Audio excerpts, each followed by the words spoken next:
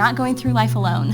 We're in this together. That picture of being on the same team has been so helpful. In the heat of the moment, I want to lash out in anger and frustration, and it's creating new habits. Coaching helps in that it gives us an actual plan. Step back and remember that if our feelings are hurt, it's usually on accident. Usually they're good-natured people. Usually. My wife is good-natured and she has my best interest at heart. If you're going to learn something really well, you need to teach it. Most people have no idea how difficult marriage is going to be. Pre-marriage counseling, I believe it's important, but until you've been in the fire, you're not that interested in the water. We almost get no training at all in communication, relationship, and forgiveness, and processing things together. And half the education we do get is bad. It's whatever the picture of conflict resolution was from their home of origin. Early on, like within the first or the second session, there's this opportunity for us to ask the couples about their family of origin. It's like this aha moment, recognizing that when they come into their marriage, they're actually bringing in a playbook that came out of their own family. I love those moments because I feel like that light bulb moment is when they realize, oh my goodness, it's up to them to write their own playbook. True. For one, you bring out the whole topic of how important marriage is to the whole church. Saddest thing in the world is when a couple who looks like they're all doing fine, and then all of a sudden they divorce and both of them leave the church. And it's like, how did we not know that that was going on? Well, it wasn't a safe place to talk about our struggles. This is a hard thing, but it's a God-honoring thing, and it is incredibly important. And I think we're not doing it very well, and Marriage Team helps us do it a little better. Our marriage was in shambles, like it was shattered. We hadn't communicated in years. It felt like a hopeless thing. We communicated. We didn't communicate well. Communicate.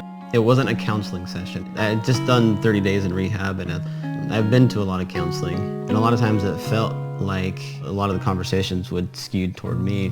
I'm the alcoholic. I'm doing all the bad stuff. With marriage coaching, that didn't happen. It is a very safe place. You get those tools to be able to communicate. And so I finally heard how you felt, and no wonder you respond back the way you do, and the empathy just, it does, it breaks my heart. In ways that I would express things, how much pressure I put on and how it made you feel devalued. It broke my heart because that's not ever what I intended. I never would have thought you felt that way because you didn't express it. And learning how I could say things that would really say what my goal was without devaluing him was huge. When I started to be able to hear Ken and like actually have him hear me, it was just like this breath of hope and fresh air. I'm like, we have this ability to be intimate that I didn't even know existed. I didn't even know I was missing. After 10 years of marriage, that was the first season where we actually connected and I felt like loved.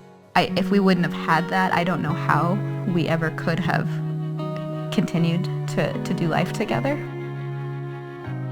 We try to build all the resources that we need in-house. You have to be careful when bringing somebody in from the outside. Sometimes people are hurt in that process, and you're always trying to protect your body of believers and your leaders.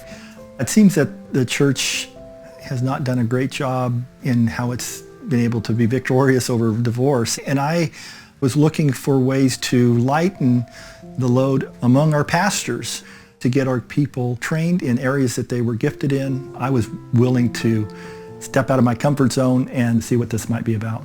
I often found myself coming in for the last minute, try to save the marriage. Then you kind of get them to a place where they're off the cliff. Then I'm in this conundrum. It's like, can I continue meeting weekly with this couple? I don't have enough time to do that with very many. Often they would not get handed off to anything or anybody, and so there was this huge void that we felt. Working with Marriage Team, we have 15 couples who are able to serve in a very impactful way. Sometimes there's seasons when you go to bed and you have this weight of couples in trouble, and although we brought in training from the outside, now we have the resource within working with Marriage Team. It really gives me peace in my heart and the ability to sleep at night to know we have a tool and we have people who can manage an overload when many people are hurting at the same time. We are so excited about the ministry because we are part of saving marriages. I work in a school system. I see families falling apart all the time. We were very close to separation. I had just packed up Axel and myself and went to my parents' house. You know, I didn't get married to not be married. So we both agreed, and immediately it was the best decision for us. Their story was kind of similar to ours. They gave us a lot of hope that every marriage is savable if you're willing to put in the work. I was certainly in a place with my wife during MarriageTeam where I could open up a little bit. With no judgment, that's a big one, right? It was huge. And I was just kind of able to be who I really was and say how I really felt. If it wasn't for MarriageTeam, we wouldn't be in marriage right now because, for sure, it just gave us the tools to come and kind of be empathetic to our partner's perspective. I think the statistic is something like people who were considering divorce and go through MarriageTeam coaching. I think it's something 89%. Like 89% of people then don't want to get divorced. And it's not just that they don't get divorced. They have hope. They have a flourishing relationship. Our church really embraced it, and we had some friends that had gone through the training to be coaches, and they said, Bob and Diane, you have to do this. We immediately, the first night, came home so energized.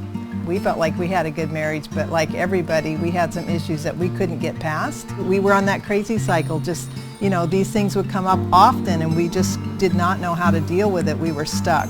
We were not about to figure that out on our own. That was one of those things we had learned. Don't go there because it never ends well. And it helped us do that, so we were sold immediately.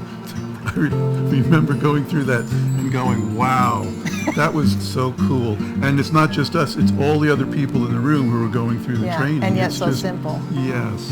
Our church had marriage events, retreats. We've been to a fair amount of them. You come home, it's great. You maybe have a couple takeaways, but it's not sustainable. You put the binder on the shelf. Exactly. And then you get back to life. Right. Whereas with coaching, and the meeting week after week and really getting the flywheel turning, it's just so much more successful than just going to a weekend fire hose of information. Right. You can read a book, you can get lots of good techniques and ideas, but the difference is that you're being held in an open forum where you're practicing it. It's like writing with your offhand to begin with. When you've been used to communicating in a certain style over time and only with practice, does it actually become something you use in a crisis? The beauty of MarriageTeam is you have this arsenal of lay people that have a curriculum that's really powerful, can really be sustainable and just multiply. At our church, it's not that big, but we have over 20 couples that coach. I don't know what else there is out there that you learn things the first night that you would practice on the way home and notice a difference right off the bat. Right, after the first night. We've been in MarriageTeam 10 years now. People within the community that don't go to church hear about MarriageTeam, and so we get a chance to coach, and it's kind of exciting and fun to see that couple grow, not only in their marriage, but start to build something in their relationship with the Lord as well. Those tools aren't just for our marriage. I mean, what I've taken away from it, and I know what Ken's taken away, it's been with how we relate with our kids, how we hear them, how we problem solve with them. This is where it's at. Family is where it's at, and this is where Satan is really trying to attack and break things down. We're going to help change the image of marriage. You want to have a good marriage, but why not have a great marriage? Why not completely thrive?